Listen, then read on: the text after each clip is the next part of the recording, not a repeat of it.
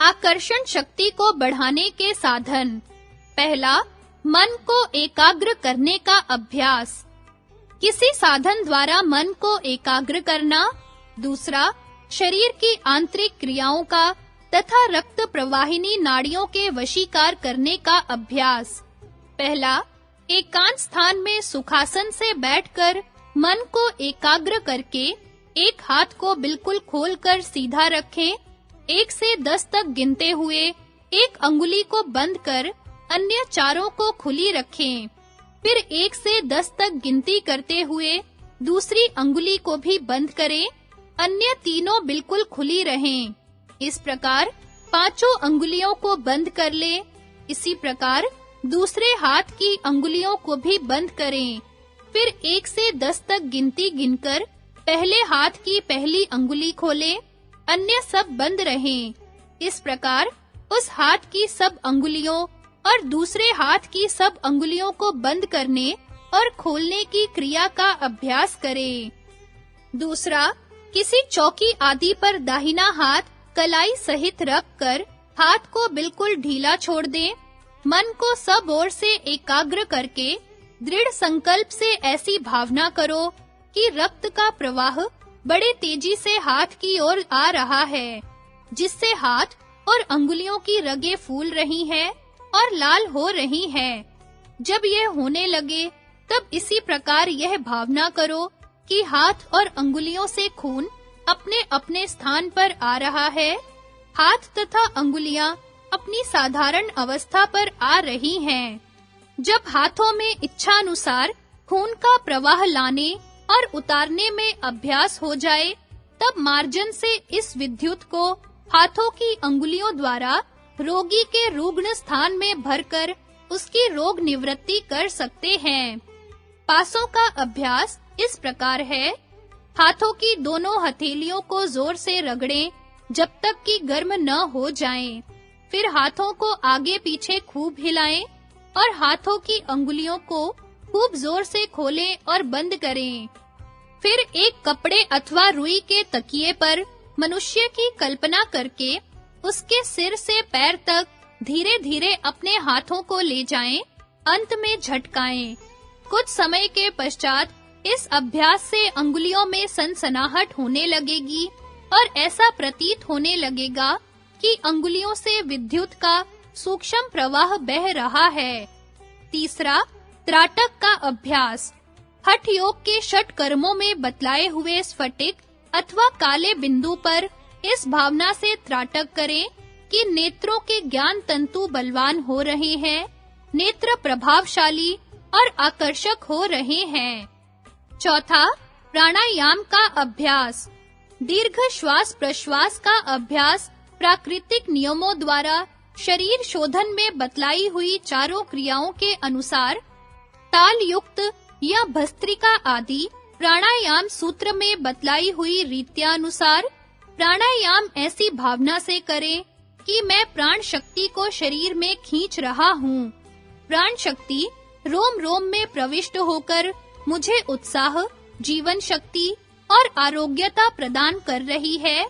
मैं सूर्य के सदृश तेजस्वी बन रहा हूँ। पांचवां, आरोग्यता और स्वास्थ्य की दृढ़ भावना।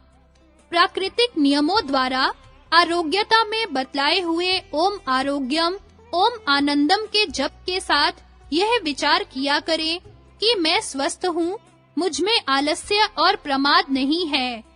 मैं बुढ़ापे के पाश से मुक्त हूँ। मैं पूर्णतया निरोग और बलिष्ठ हूँ। मुझ में अपने कर्तव्य कार्यों को करने की पूरी शक्ति है। मैं उनको दत्तचित्त होकर करूँगा। अपने कर्तव्य में कदाचित प्रमाद न करूँगा।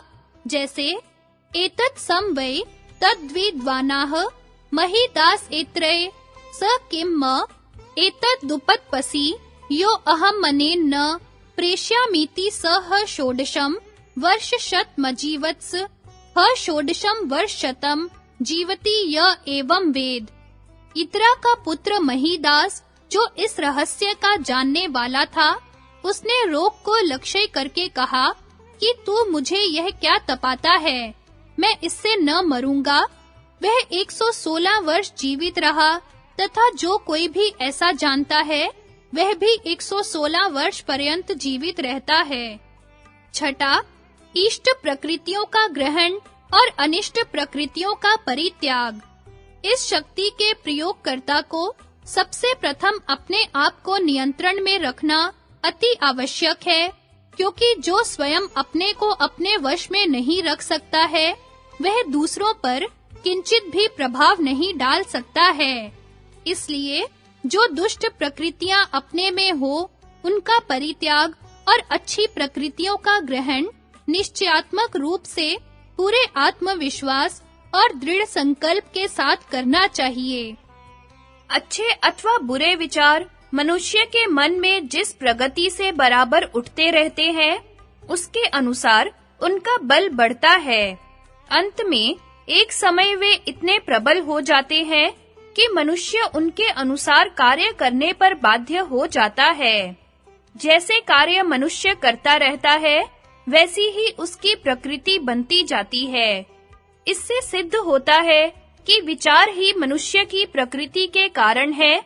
इसलिए जिस अनिष्ट प्रकृति को त्यागना है, उसको बिना टाल मटोल के तुरंत उसके परित्याग का पूरे आत्मविश्वास से दृढ़ संकल्प करके उसके विचारों को पूर्णतया मन से हटा दें, अथवा जिस समय अंदर से अनिष्ट कर्मों के करने का विचार उत्पन्न हो, उसी समय उसको हटा दें।